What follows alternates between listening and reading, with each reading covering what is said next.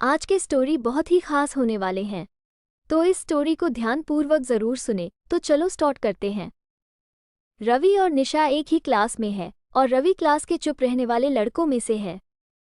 ज्यादा बातें करना उसको पसंद नहीं है।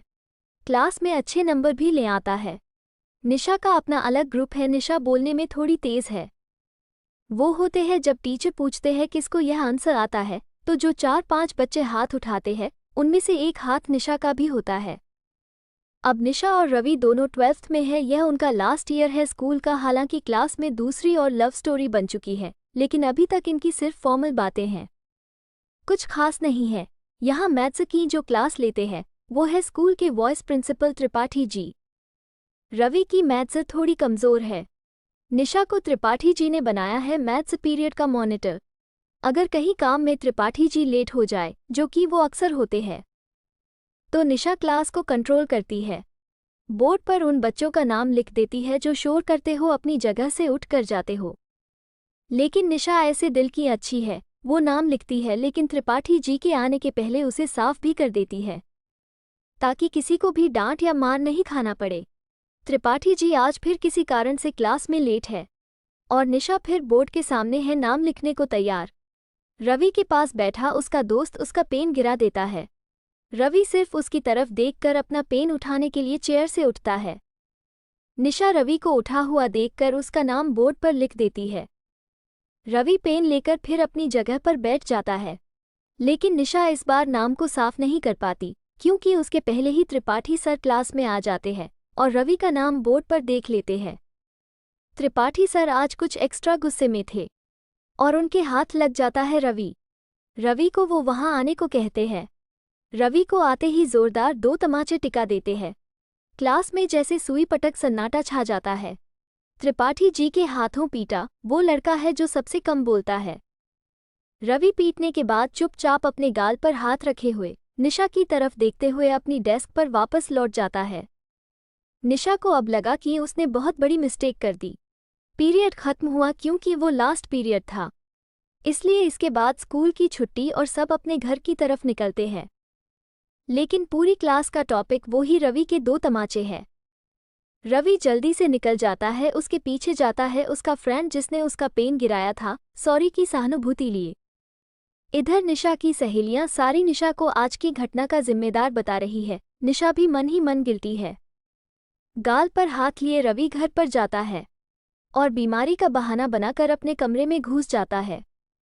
रात में निशा को नींद नहीं आती है और ना ही उसके पास रवि का नंबर है जो वो कॉल कर सके। निशा को सुबह का इंतजार है ताकि वो रवि को देख सके और उसे सॉरी बोल सके।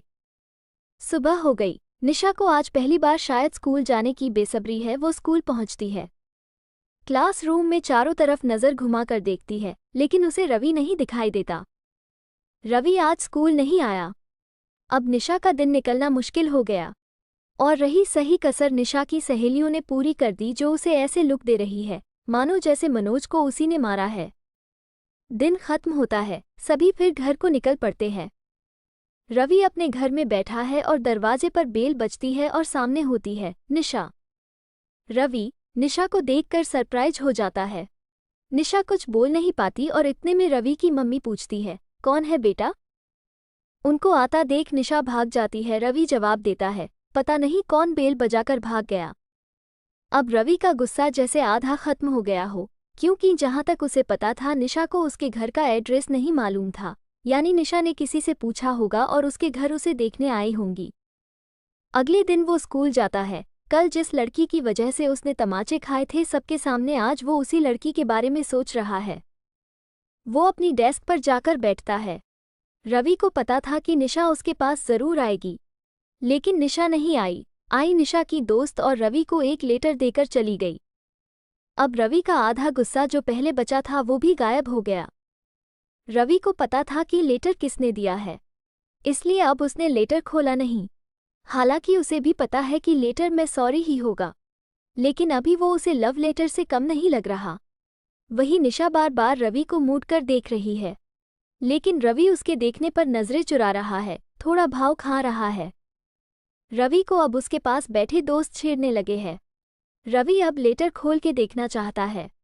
ये पहली बार है जब वो इस तरह के एहसास से गुजर रहा है। रवि लेटर खोलता है और उसमें बड़े बड़े शब्दों में लिखा होता है आई एम सॉरी और साथ में रोने वाला इमोजी।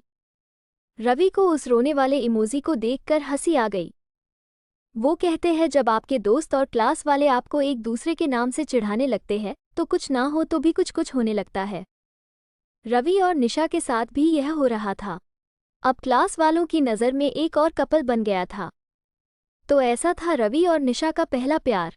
ये कहानी इसी मीठे एहसास के साथ खत्म होती है जो कि सभी के साथ कभी ना कभी हुआ होगा। ये स्टोरी आपको कैसा लगा कमेंट में ज़रूर बताना। अगर आपको अच्छा लगा तो मेरे चैनल को लाइक शेयर सब्सक्राइब ज़रूर करें। मिलते हैं नेक्स्ट वीडियो में, तब तक के लिए बाय।